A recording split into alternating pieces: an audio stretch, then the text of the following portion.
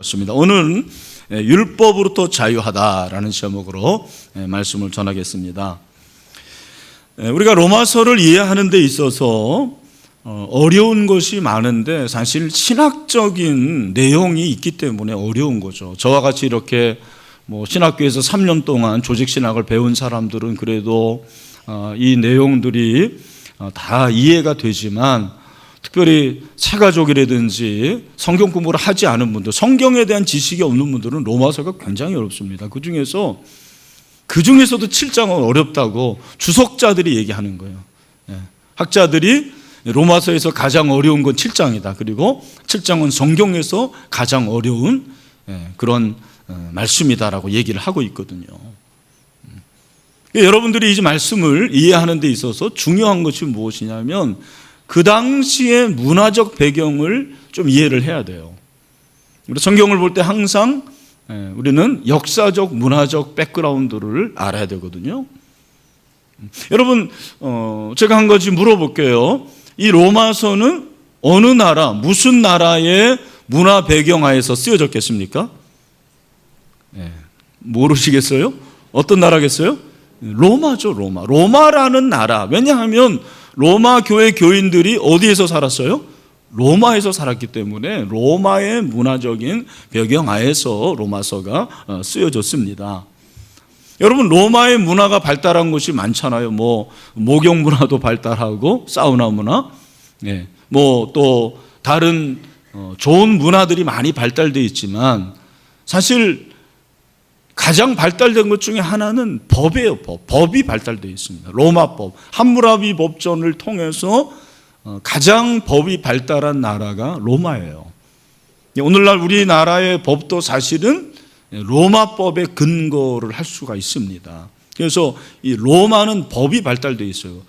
더군다나 로마서를 받는 로마 교회 교인들은 대부분 유대인 크리스찬이에요. 자, 여러분 이걸 아셔야 돼요. 우리처럼 이방인들이 아니고 로마 교회 교인들은 대부분 먼저는 유대인이었지만 개종해서 예수를 믿게 된 분들. 이분들은 주이시 크리스찬들인데 이들은 항상 몸에 뭐가 배어 있냐면 율법이 배어 있는 거예요. 율법에 정통한 자들이에요. 여러분, 그렇지만 우리는 율법을 잘 몰라요. 오늘 본문의 제목, 오늘 설교 제목이 뭐예요? 율법으로부터 자유하다. 그럼 여러분, 제가 물어볼게요. 율법이 뭡니까? 율법이 뭐예요? 법이죠, 물론. 여러분, 율법이라는 것은 모세의 법을 율법이라고 그래요. 성경에서 말하는 율법, 보통 율법이라고 했을 때 율법이라는 것이 뭐다? 모세의 법, 모세의 법. 하나님께서 시내산에서 이스라엘 백성들에게 모세를 통해서 주신 법, 그게 바로 율법이고 그것이 모세의 법이에요. 그러니까 그 법은 다시 말해서 하나님의 법이라고 할 수가 있습니다. 하나님께서 주신 법. 그러니까 모세의 법 이퀄 뭐다? 하나님의 법. 하나님의 법은 모세의 법이에요. 이 율법은 크게 세 가지로 구분이 되어 있는데 첫 번째는 도덕법. 우리가 알고 있는 십계명이 도덕법이에요. 무엇을 하라 하지 말라라고 했을 때 가장 근간이 되는 것이 십계명인데 출애굽기 20장에서 나와 있습니다. 둘째로 시민법이 있는데 이 시민법은 그야말로 민법이잖아요. 시민, 시를 빼면 뭐예요? 민법. 오늘날의 민법입니다. 서로 이스라엘 백성들이 살면서 부딪히는 문제들에 대한 법을 만든 것이 시민법이에요. 세 번째는 바로 의식법이에요. 이 의식법은 제사를 드리는 법이라든지 절기를 지키는 거라든지 또 특별히 무엇을 먹지 말라라는 것에 대한 법이 많이 나와 있어요. 그래서 시민법은 출애굽기 21장에 주로 나와 있고 의식법은 출애굽기 24장에서 31장, 그러니까 많은 부분을 의식법이 차지를 하고 있습니다. 여러분, 문제는 우리가 율법을 제대로 이해하지 못해요. 근데 여러분, 우리가 율법을 이해하지 못하는 건 어쩌면 당연할 수가 있어요. 여러분, 이스라엘 백성들이 그렇게 율법을 잘 알고 유대인들이 율법을 잘 알았음에도 불구하고 오늘 본문을 보면 사도 바울이 율법에 대해서 얘기를 하잖아요.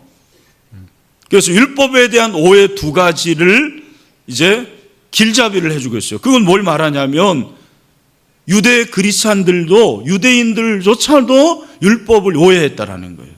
율법을 잘 몰랐어요. 그러니 저와 여러분이 율법을 제대로 모르는 거는 어떻게 하다? 당연하다. 당연할 수가 있어요. 여러분 여기에 대해서 너무 열등감을 느끼지 마시길 바랍니다. 그래서 오늘 사도 바울이 이 율법에 대해서 율법으로도 자유했다라는 것을 말하는데 13절까지 두 부분으로 나눕니다. 1절에서 6절은 율법주의에 대한 길잡이를 해주고 있습니다. 그리고 7절부터 13절은 반율법주의. 율법주의와 반율법주의가 그 당시 율법에 대한 오해였어요. 율법주의는 무엇입니까? 쉽게 말하면 율법이 하나님의 율법을 지나치게 믿고 의존하고 얽매이고 율법 아래 사는 신앙, 그게 율법신앙이에요. 율법주의 신앙.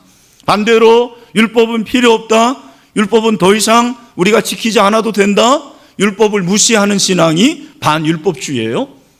이 두 가지에 대해서 사도 바울이 말씀을 통해서 율법으로부터 자유한 것을 가르쳐주고 있습니다. 첫 번째 율법주의입니다. 1절, 형제들아 내가 법 아는 자들에게 말하노니, 여기 법 아는 자들, 이 법은 보통 법일 수도 있고 율법일 수도 있어요. 근데 제가 이렇게 잘 보니까 여기 법은 그냥 일반 법이라 해도 괜찮을 것 같아요. 너희들이 법을 잘 알지 않느냐? 너희는 그 법이 사람이 살 동안만 그를 주관한 줄 알지 못하는. 당연하죠. 여러분, 여러분의 부모님들 돌아가셨는데 돌아가신 부모님이나 그리고 조부모님들 중에서 여전히 지금도 법을 지키는 분들이 있습니까? 그럴 수가 없죠. 죽으면 법을 지킬 수가 있어요, 없어요? 없어요. 지켜야 됩니까? 안 지켜도 됩니까? 안 지켜도 돼요. 살 동안만 법이 유효한 거예요. 2절을 보니까 3절, 남편이 있는 여인이 그 남편 생전에는 법으로 그에게 매인 바 되나 만일 그 남편이 죽으면 남편의 법에서 벗어났느니라. 그러므로 만일 그 남편 생전에 다른 남자에게 가면 음녀라. 그러나 만일 남편이 죽으면 그 법에서 자유롭게 되나니 다른 남자에게 갈지라도 음녀가 되지 아니하느니라. 좀 어려운 말이죠. 우선 여러분들이 정리해야 될 것은 여기서 남편이 있는 여인이 누구냐, 남편은 누구냐, 그리고 다른 남자는 누구냐, 세 인물이 등장하거든요.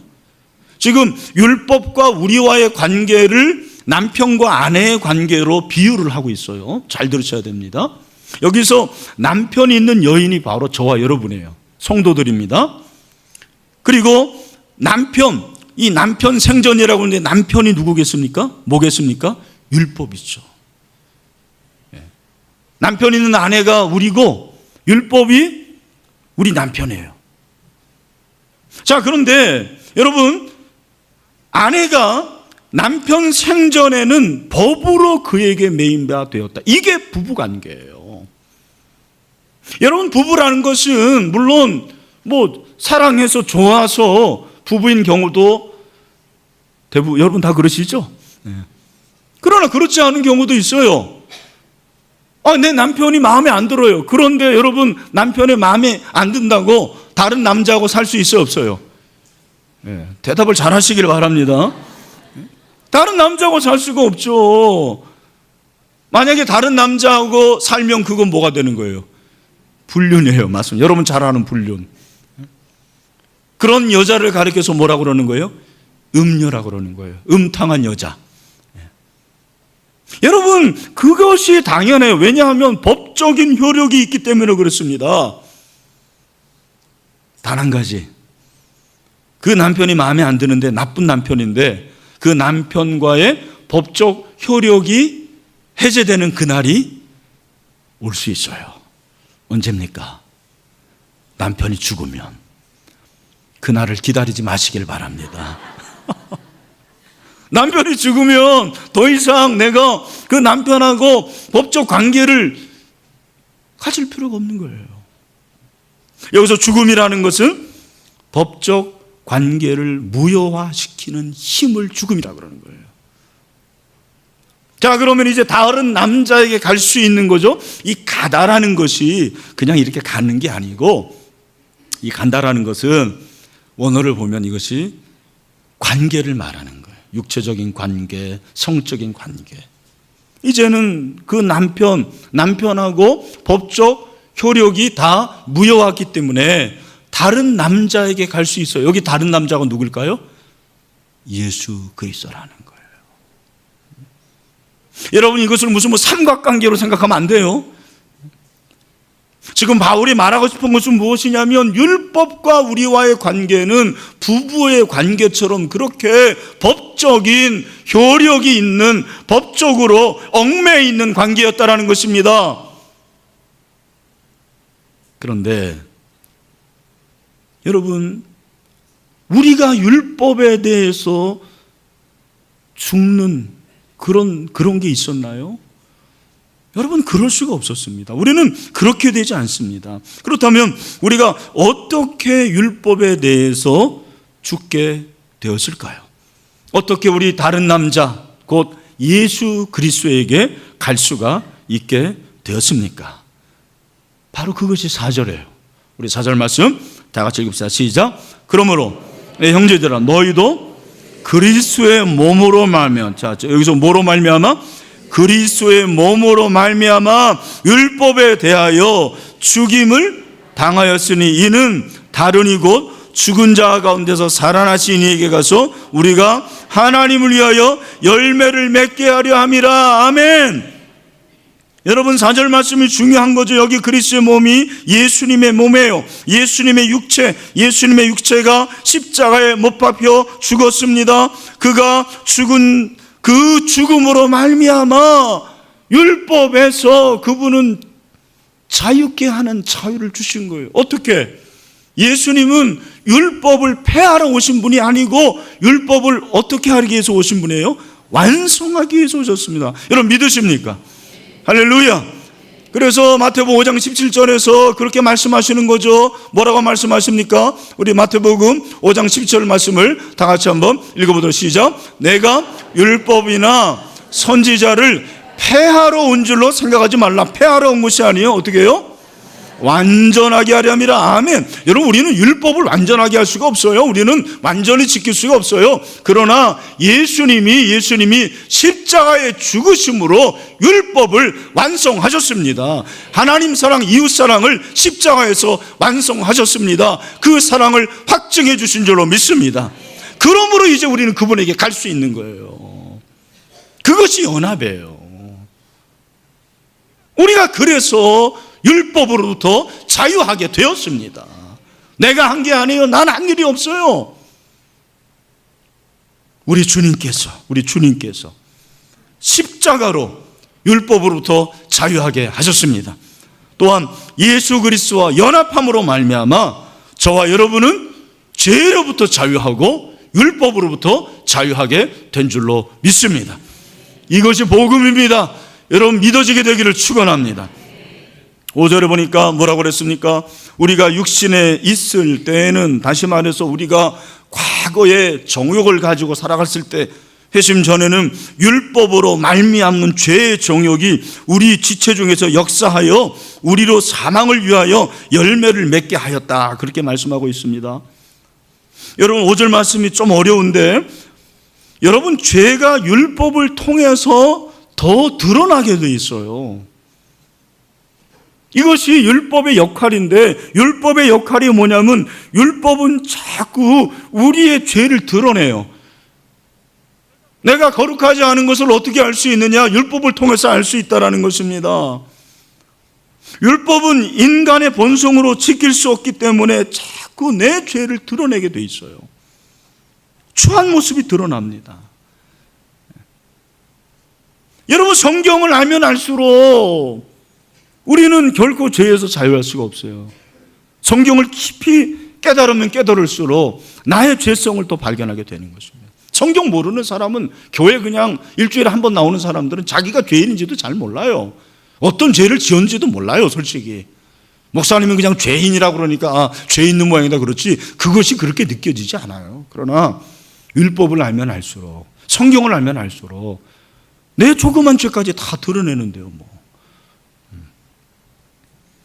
처벌이 강화되면 강화될수록 인간의 범죄는 그런데 악랄해져요. 참 이게 신기한 거예요.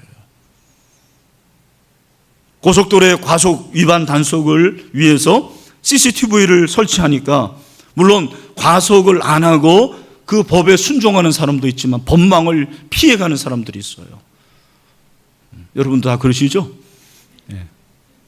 심지어는 어떤 트럭 기사는 자기가 찍힌 걸 알고는 멈춰서는 CCTV를 망치로 깨부쉈어요. 이게 바로 인간이 죄를 알면, 율법을 알면 더 죄를 짓는 거예요. 참 이게 신기한 거예요. 그런데 여기에 복음이 임했습니다. 6절 다 같이 시작. 이제는 우리가 얽매였던 것에 대하여 어떻게 해요? 죽었어요. 여기 얽매였던 것이 뭐겠습니까? 율법. 율법에 대해서 우리가 어떻게 해요? 죽었어요. 여러분, 죽었다라는 말은 법적 관계가 무효화됐다라는 거예요. 자, 여러분, 6장에서 죽은 것은 영향권, 주권입니다. 주권. 그런데 7장에서의 이 주권이라는 것은, 그죠? 7장에서 말하는 죽었다라는 것은 뭐예요? 법적 관계라는 거예요. 이제는 우리가 율법에 대해서 죽었다라는 것은 율법과의 이 법적인 관계에서 벗어났다라는 거죠. 이제는 우리가 더 이상 그 과거의 법에 얽매일 필요가 없게 되었다라는 것을 우리에게 말씀하고 있습니다. 그래서 우리는 율법에서 벗어났으니 그렇게 말하고 있어요. 우리가 얽매였던 것에 대하여 죽었으므로 율법에서 벗어났으니, 여러분, 우리는 율법으로부터 벗어났습니다. 율법으로부터 자유하게 되었습니다. 예수 그리스도께서 그렇게 하신 것입니다. 십자가가 우리를 대속하심으로 우리는 율법으로부터 자유하게 되었습니다. 그리고 예수 그리스도와 연합함으로 말미암아 우리는 율법으로부터 자유하는 놀라운 역사가 일어나게 되었습니다. 오늘 이것이 믿어지게 되기를 바랍니다. 알았지만 혹시 이것으로부터 자유하지 못하고 여전히 율법 아래 있고 율법에 얽매 있고 율법에 속박되어 있는 분들이 있다면 오늘 이 말씀을 통해서 여러분의 가슴 속에 성령의 기운이 충만하고 율법으로부터 자유하는 자유가 있게 되기를 주님의 이름으로 축원합니다. 그런데 한편 율법주의가 있는 반면에 반율법주의가 있다라는 거예요. 율법의 자유를 오해하는 또 한 부류가 반율법주의입니다. 7절, 그런즉 우리가 무슨 말을 하리요? 율법이 죄냐? 그럴 수 없느니라. 율법으로 말미암지 않고는 내가 죄를 알지 못하였으니 곧 율법이 탐내지 말라 하지 않았더라면 내가 탐심을 알지 못하였으리라. 그렇게 말하고 있습니다. 바울의 논지가 무엇입니까? 그렇다면 우리가 율법에 대해서 죽었는데 그럼 율법도 죽은 거냐? 자, 물어볼게요. 율법이 죽었나요? 아니에요. 물론 어떤 부분은 죽은 게 있어요. 제가 말씀드린 시민법이라든지 또 아까 말씀드린 그 의식법은 죽었어요. 그러나 도덕법은 여전히 살아있는 거예요. 율법이 살아있습니다. 여러분, 법 자체가 악한 것이 아니라고 사도 바울은 말씀하고 있어요. 율법은 그 자체가 죄가 아니에요. 그래서 7절에서 율법이 죄냐? 그럴 수 없느니라. 보세요. 6장에서 그렇고 7장에서 그렇고 중요한 질문은 바울이 하고 바로 대답을 해요. 그럴 수 없느니라. 우리가 여전히 죄 가운데 거할 수 있느냐? 답은 뭐예요? 그럴 수 없느니라. 오늘 본문에서도 율법이 죄냐? 답은 뭐예요? 그럴 수 없느니라. 율법이 죄가 아니에요. 여러분, 율법의 역할이 뭐냐? 율법의 역할은 죄를 분명하게 자각하게 하는 거예요. 심지어는 여러분 오늘 본문에 보면 탐내는 것도 죄라는 걸 알아요. 여러분, 사람이 일반적으로 양심이 있으면 남의 것을 도적질하면 그건 죄지만 탐심을 가지고 있는 것은 세상에서는 죄입니까? 죄가 아닙니까? 죄가 아니에요. 그래서 여러분, 믿지 않는 사람들은 남의 것을 그렇게 탐내요. 저 집 좀 내 것이 됐으면 좋겠다.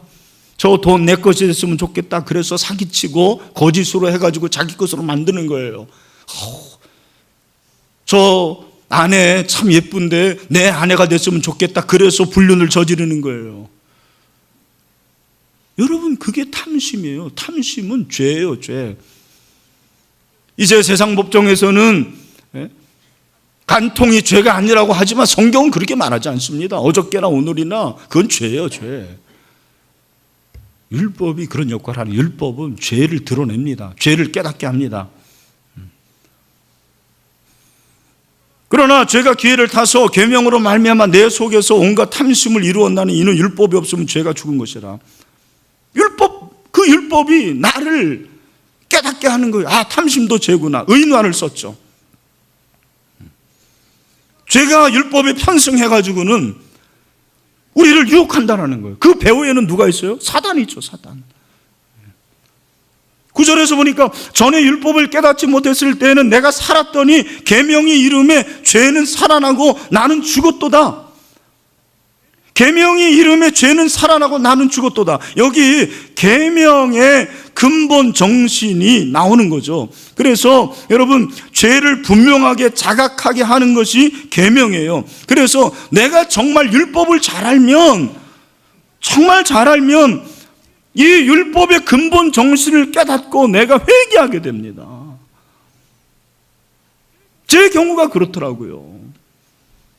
제가 정말 대학교 4학년 때 예수님을 인격적으로 만나고 내 죄를 깨달으니까 이 계명 하나하나가 다 나에게 해당이 되는 말씀이었어요.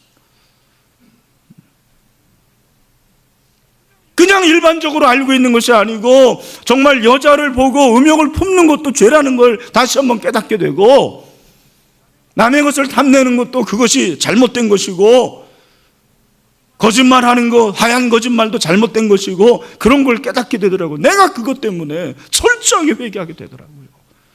계명의 근본 정신이 거기 있으니까 그걸 깨닫는 거죠. 오늘 여러분, 우리가 이런 자각이 있게 되기를 주님의 이름으로 축원합니다. 그래서 10절에 보니까 생명에 이르게 할 그 계명이 내게 대하여 도리어 사망에 이르는 것이 되었도다 그랬어요.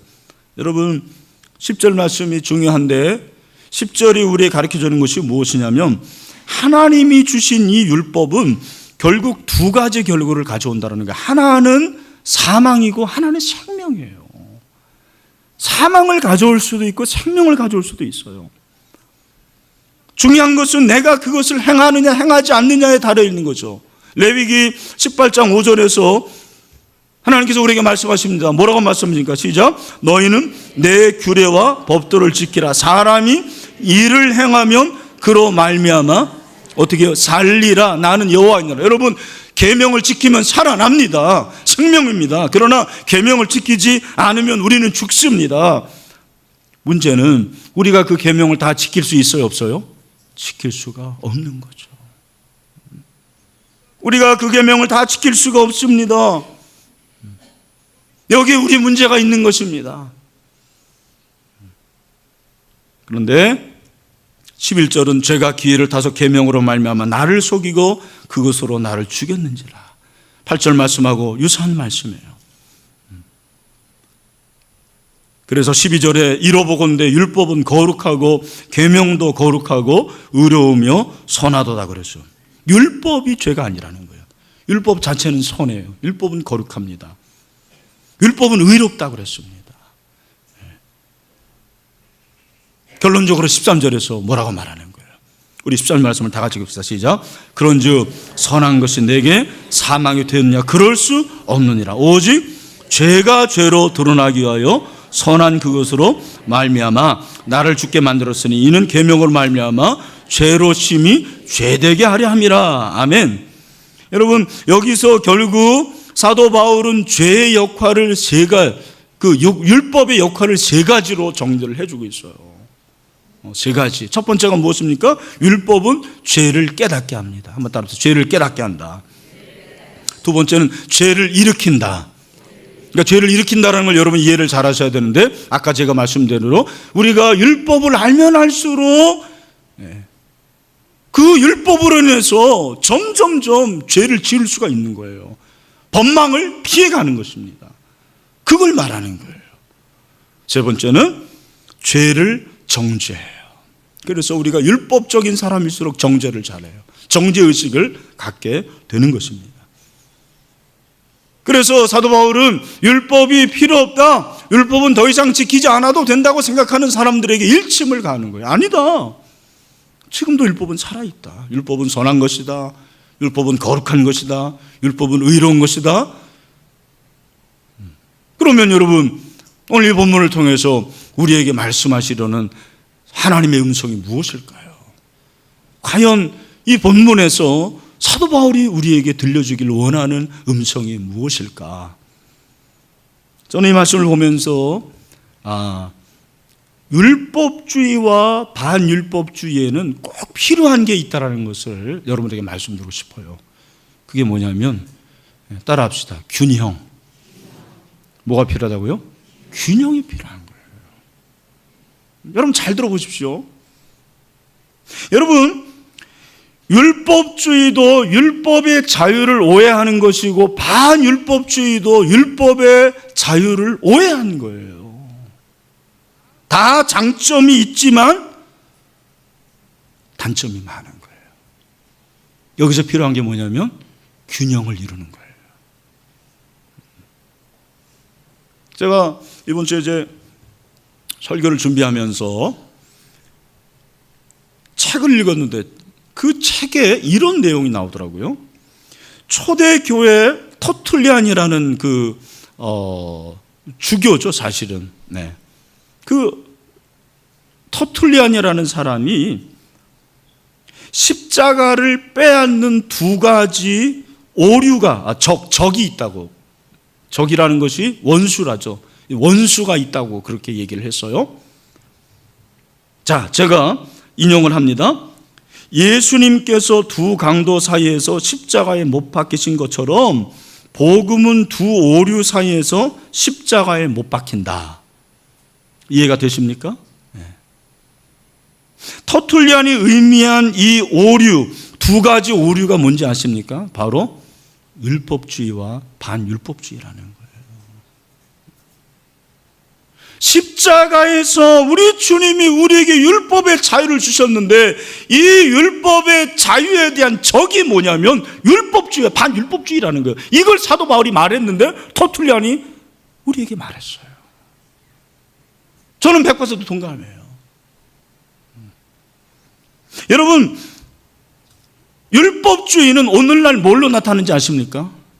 도덕주의, 윤리주의로 나타나요. 교회 안에 입만 열면 도덕 말하고 윤리 말하고 잘못됐다고 얘기하는 사람들, 율법주의적인 사람들이 많아요.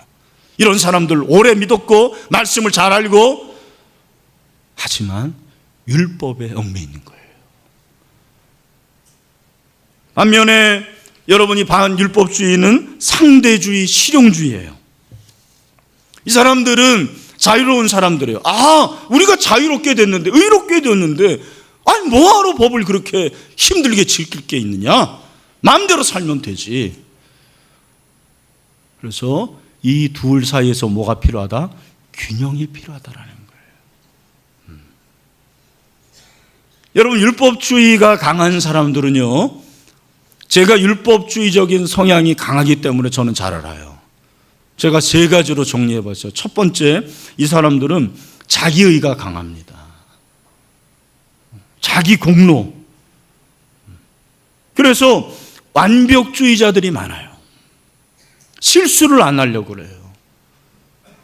남을 신경을 많이 씁니다. 자유가 없어요, 그러니까. 여러분들 여기 많죠? 신앙생활을 정말 주님 사랑해서 하는 것도 있지만 남 잘 보이게 하려고 하는 거예요. 내가 이거 안 하면 저 사람이 뭐라고 생각할까? 내가 이렇게 하면 저 목사님이 나를 어떻게 생각할까? 늘 이렇게 생각하는 거예요. 두 번째는 뭐냐면 신앙의 고조가 굉장히 심해요. 일종의 저는 영적 조울증 환자라고 생각해요. 왜? 자기의가 강하기 때문에 내가 잘한다 그러면 막 박수치고 자기가 교만해요. 내가 이렇게 잘한다. 근데 실패하고 실수하고 그러면 금방 아이고 나는 안 돼. 조울증 환자. 그런 사람들이 많아요. 여러분, 이 사람들은 그러다 보니까 마지막으로 자기에 대해서는 외식을 많이 해요. 왜? 그렇게 보여야 되니까. 사실은 안 그런데 교회에 오면은 우리 부부관계 좋은 것처럼 생활하고 그렇게 가식을 하는 거죠. 일종의 쇼를 하는 거예요. 그러면서 남에 대해서는 뭘 잘하냐면 비판을 잘해요. 항상 정죄합니다. 아유, 저 김집사 저 저래서 하는데, 저 박권사 저 이장로, 아이고 저 목사 저 저래 가지고 늘 비판하고 정죄합니다. 어쩜 그렇게 잘하냐? 제가 그래서 그래요. 제가 그런 사람이라죠. 계속해서 늘 그래서 이것과 싸움을 하는 거예요. 반대로 반율법주의 신앙을 가진 분들, 이런 분들은 율법을 소중히 여겨야 됩니다. 율법을 두려워할 줄 알아야 됩니다. 그래서 율법을 우습게 여기면 안 돼요. 이런 사람들은 다 자기가 자유한다고 합니다. 그거 그럴 필요가 있느냐? 주일 성수 그렇게 할 필요가 있느냐? 11조는 뭐하러 해? 기도는 뭐하러 해? 그럼 뭐하러 예수 믿어요? 나는 그렇게 묻고 싶어요. 그럼 뭐하러 예수 믿어요? 그냥 지가 지를 믿지. 그건 제가 볼 때는 잘못된 거예요. 저는 마지막으로, 그렇다면 우리가 율법으로부터 그렇게 자유하게 되었는데 이 자유가 늘 느껴져야 되고, 그리고 이 자유를 오해해서는 안 되는데 우리가 그렇게 하잖아요. 어떻게 해야 되느냐? 마지막 적용의 질문이에요. 저는 오늘 이 말씀을 계속 읽다가 제 마음에 와닿는 말씀이 있었고, 그 구절이 있었어요. 그걸 읽는 순간 제가 계속 읽었죠. 그런데 그 부분에서 한 줄기 빛이 임하더라고요. 6절 말씀, 다 같이 한번 읽겠습니다. 시작. 이제는 우리가 얽매였던 것에 대하여 죽었으므로 율법에서 벗어났으니. 자, 여기까지 우리가 그렇게 됐잖아요. 여러분, 죄에서 벗어났죠. 그렇죠? 율법에서 벗어났죠? 율법으로부터 자유했죠? 왜 대답을 안 해요? 자, 그렇게 됐죠? 아멘? 우리 저기 3층도 벗어났죠? 네, 할렐루야. 자, 그 다음에 이러므로, 시작. 이러므로 우리가 영의 새로운 것으로 섬길 것이요 율법 조문에 묵은 것으로 아니할지니라. 아멘. 이 말씀에서 제 마음에 와닿았던 것이 영의 새로운 것으로 섬길 것이라는 거예요. 이 영은 우리 영이 아니에요. 성령이에요. 성령에 우리가 율법으로부터 자유하기 때문에 이제는 성령의 새로운 것, 이 새로운 것이 뭐냐면 원어 성경을 보니까 방법이에요. 방법. 새로운 길로 섬길 것이다. 하나님을 섬기고 이웃을 섬기는데 구태의연한 그러한 방법이 아니에요. 율법 조문에 묵은 것이 아닙니다. 이것이 저는 영적 적폐라고 생각해요. 요즘에 적폐라는 말을 하던데, 영적 적폐. 여러분, 우리가 성령의 새로운 방법으로 하나님을 섬기고 이웃을 섬기기를 바랍니다. 그렇구나. 여러분, 삶의 변화는 내가 익숙하게 여기는 것들로부터는 절대로 변화가 일어나지 않습니다. 잘 들으세요.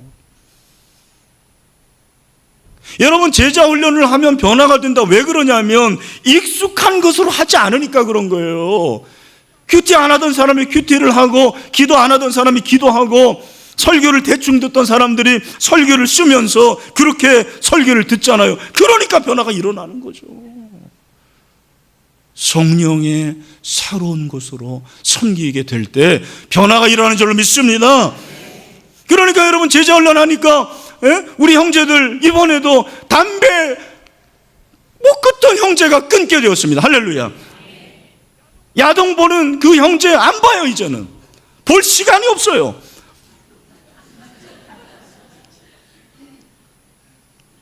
남자들은 이렇게 욕을 잘하나 봐요. 특별히 힘든 일 하는 분들. 막 18 막 이렇게 엽전하면서 막 이렇게. 그 욕이 점점점 사라지게 되는 거죠. 할렐루야. 화를 쪼달래요. 남자들은, 형제들, 물론 요즘에는 자매들도 잘 냅니다. 화를 줄이게 되고, 여러분, 성령의 새로운 것으로 섬기는 것입니다. 여러분, 이게 신앙이에요. 신앙은 성령의 새로운 것으로 날마다 우리를 새롭게 하는 것, 그렇게 섬기는 것인 줄로 믿습니다. 여러분, 올해가 종교개혁 500주년인데 독일 출신의 그 루터대학교 이말테 교수가 지금의 한국교회에 대한 평가를 했어요. 이분이 뭐라고 그랬냐면, 한국 개신교회는 루터 시대 천주교회와 닮았다고 그랬어요. 제가 지난번에 말씀드렸어요. 종교개혁을 전공한 한 학자는 그때보다 훨씬 썩었다고 그랬어요. 한국 개신교회가. 근데 이분은 구체적으로 말했어요.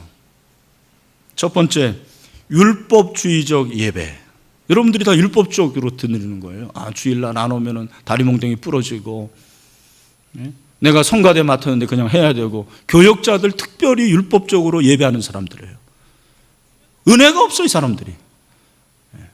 율법주의적 예배. 두 번째, 재물로 하나님께 영향을 미칠 수 있다는 생각이라는 거예요. 로또를 마저도 건축 헌금 드리면 된다. 세 번째, 교권주의. 네 번째, 목사들의 지나친 돈에 대한 관심과 잘못된 돈 사용. 다섯 번째, 목사들이 교회를 개인적 소유로 생각하는 것. 그러니까 자기 마음대로 그렇게 아들을 후계자로 만드는 거예요.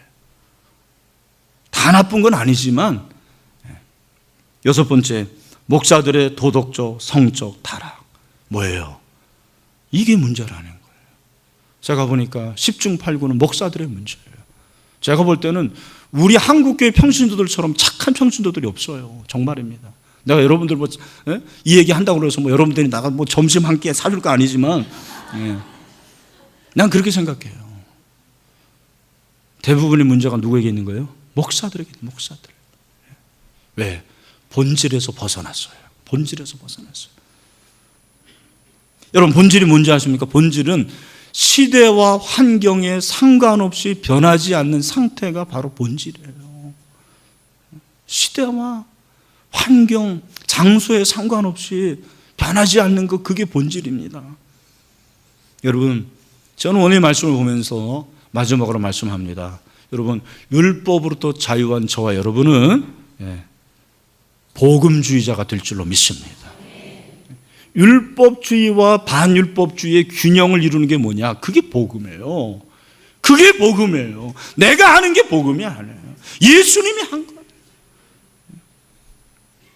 성령의 새로운 것으로 섬기다 보면 거기서 자유를 느끼게 되고 성령의 열매를 맺게 되는 거예요. 이 자유는 내 마음대로 하는 자유가 아니에요. 율법으로부터 얻은 자유는 내 마음대로 하는 자유가 아니에요. 율법 안에 있는 자유예요. 그래서 율법이 살아있는 거예요. 그러나 성령 안에 있어야 될 줄로 믿습니다. 내가 복수할 수 있지만 오히려 사랑하는 그 사랑을 통해서 진정한 자유를 누리게 되는 거예요. 한탄하고 슬퍼할 수 있지만 기뻐하는 그 자유를 통해서 진정한 자유를 경험해요. 원수로 지낼 수 있지만 내가 먼저 화해할 때 그 가운데서 자유를 느끼는 거예요. 내 남편 마음에 안 들고 내 아내 마음에 안 들면 끝까지 가정을 지키는 인내를 통해서 진정한 자유를 경험합니다. 인색하지 않고 베푸는 자비를 통해서 자유를 경험합니다. 내가 나쁜 짓 할 수 있지만 하지 않는, 그게 양선이에요. 그걸 통해서 자유를 경험해요. 어려운 환경에서도 교회에 충성하는, 그걸 통해서 자유가 뭔지를 아는 거예요. 바람을 피우는 자유가 아니라 거룩을 지키는 절제가 자유예요. 그러다 보니까 이게 성령의 열매더라고요. 제가 깨달은 게 이거예요. 율법으로부터 자유해서 내가 진정한 자유를 느끼다 보면 그것이 바로 성령의 열매로 이끌어지는 것입니다. 성령의 열매로 맺어져요. 갈라디아서 5장 22절부터 24절의 말씀이 그거잖아요.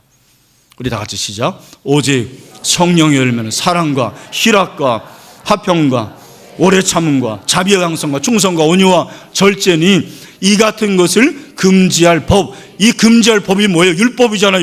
율법이 금지를 못하는 거예요. 여러분, 율법으로부터 우리가 자유하기 때문에 그 율법 안에서 정말 성령을 우리가 의지하면 성령을 통해서 얻어지는 그것은, 그 열매는 금지할 게 없는 것입니다.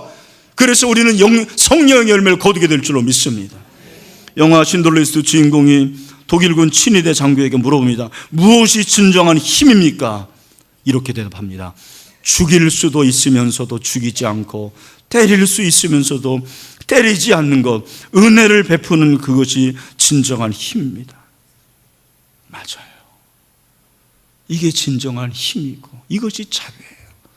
내가 할 수 있지만 하지 않는 게 자유라니까요. 내가 안 할 자유도 있지만 해야 되는 게 진정한 자유예요. 이것이 율법으로부터 하나님께서 우리에게 주시는 진정한 자유라는 것입니다. 베드로전서 2장 16절 말씀으로 마무리합니다. 다 같이 시작. 너희는 자유가 있으나 그 자유로 악을 가리는데 쓰지 말고 오직 하나님의 종과 같이 하라. 아멘. 우리 이렇게 합시다. 따라합시다. 성령의 새로운 것으로 하나님을 섬기자. 성령의 새로운 것으로 이웃을 섬기자. 성령의 새로운 것으로 교회를 섬기자. 우리 옆에 있는 분들 한번 같이 합시다. 성령의 새로운 것으로 당신을 섬기겠습니다. 할렐루야. 말씀했습니다. 사랑하는 형제자매 여러분, 우리는 율법으로부터 자유하게 되었습니다. 할렐루야. 예수 그리스도의 십자가가 그 일을 하셨습니다. 우리는 그에게 가면 돼요. 연합하면 되는 줄로 믿습니다. 성령 안에서 자유를 느끼면 그 자유가 열매를 맺게 하는 거예요. 그럼 풍성한 열매가 맺어지게 되기를 주님의 이름으로 축원합니다. 우리 다 같이 일어나겠습니다. 성령이 오셨네. 마지막 찬송하겠습니다.